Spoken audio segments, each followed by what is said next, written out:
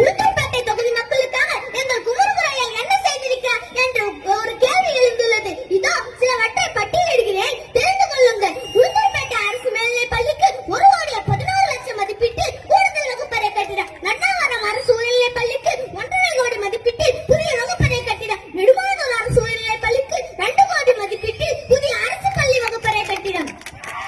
தாழை கிராமத்தில் உள்ள அரசு உயர்நிலைப் பள்ளிக்கு 42 லட்சம் மதிப்பீட்டில் புதிய வகுப்பறை கட்டிடம். அது மட்டுமா, தன்னுடைய 3 ஏக்கர் நிலத்தை தானமாக கொடுத்து மகளிர் மேல்நிலைப் பள்ளியை கொண்டு வந்தவர் எங்கள் குமரகுரு ஐயா அவர்கள். உளுத்தூர்பேட்டை சட்டமன்ற தொகுதிக்குட்பட்ட 21 அரசு பள்ளியை மேல்நிலைப் பள்ளியாக தரம் உயர்த்தி கொடுத்த எங்கள் குமரகுரு ஐயா அவர்கள்.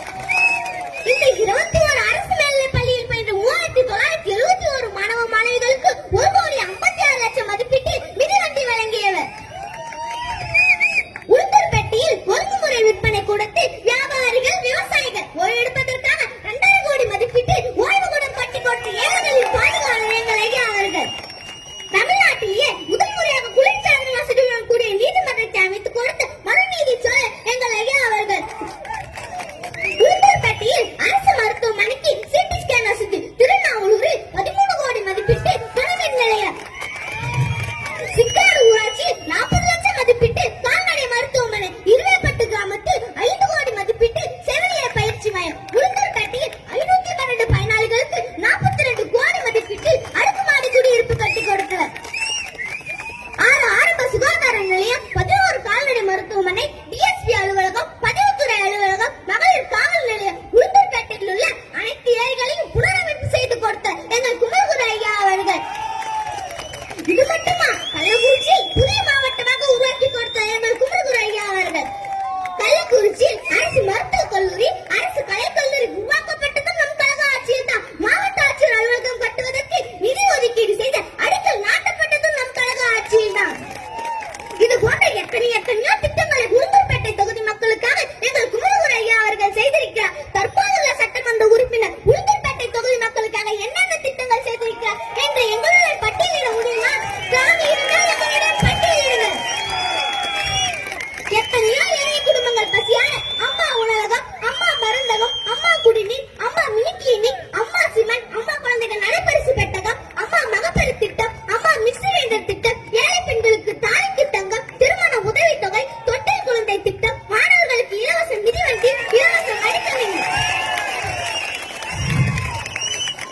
அம்மா ஸ்கூட்டி போன்ற எண்ணற்ற திட்டங்கள் நம் கழக ஆட்சியில் தான் செயல்படுத்தப்பட்டது என்பதை எவராலும் மறக்க முடியாது. இந்தியாவில் எந்த மாநிலத்திலும் ஒரு ஆட்சி காலத்தில் 11 மருத்துவக் கல்லூரிகள், மருத்துவமனையோடு வாங்கி நாங்கள் சரித்திரமில்லை. அந்த சரித்திரத்தை படைத்த சரித்திர நாயகர் நம் எடப்பாடி ஐயா அவர்கள். 6 சட்டக் கல்லூரிகள், ஆசியாவிலே மிகப்பெரிய கால்நடை ஆராய்ச்சி பூங்காவை உருவாக்கி கொடுத்த நம் எடப்பாடி ஐயா அவர்கள். 7.5% உள் ஒதுக்கீடு வழங்கியதன் மூலம் என்னை போன்ற ஏழை குடும்பத்தில் பிறந்த என் அக்கா அண்ணன்கள் மருத்துவராகும் உயரிய வாய்ப்பை உருவாக்கி கொடுத்த நம் எடப்பாடி ஐயா அவர்கள். காவேரி மேலாண்மை ஆணையம், குடிமராமத்து திட்டம், விவசாயிகளுக்கு பயிர்க்கடன் ரத்து, 6 சவர நகைக்கடன் தள்ளுபடி, உள்ளாட்சி அமைப்புகளில் பெண்களுக்கு அதிகாரம் அளிக்க 50% இடஒதுக்கீடு போன்ற எண்ணற்ற திட்டங்கள் மக்களுக்காக வழங்கிய ஒரே ஆட்சி நம் அண்ணா திராவிட முன்னேற்ற கழகத்தின் ஆட்சி.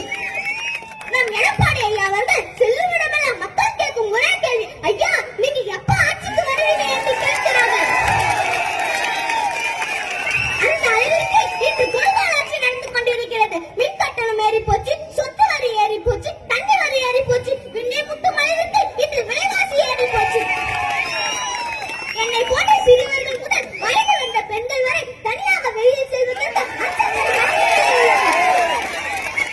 எங்கு பார்த்தாலும் கொலை, கொள்ளை, கற்பழிப்பு, கஞ்சா போன்ற போதை பொருட்கள் புழக்கம் தலைவிரித்து ஆடுகிறது. ஏன், நம் கள்ளக்குறிச்சியில் கூட 70 உயிர்களை பறிகொடுத்து விட்டோம்.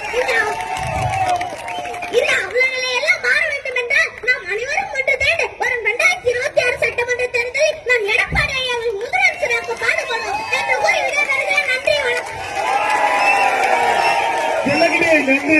நன்றி. மாவட்ட எம்ஜிஆர் இளைஞரணி செயலாளர் அன்பு தம்பி ராஜீவ்காந்தியின் சார்பாக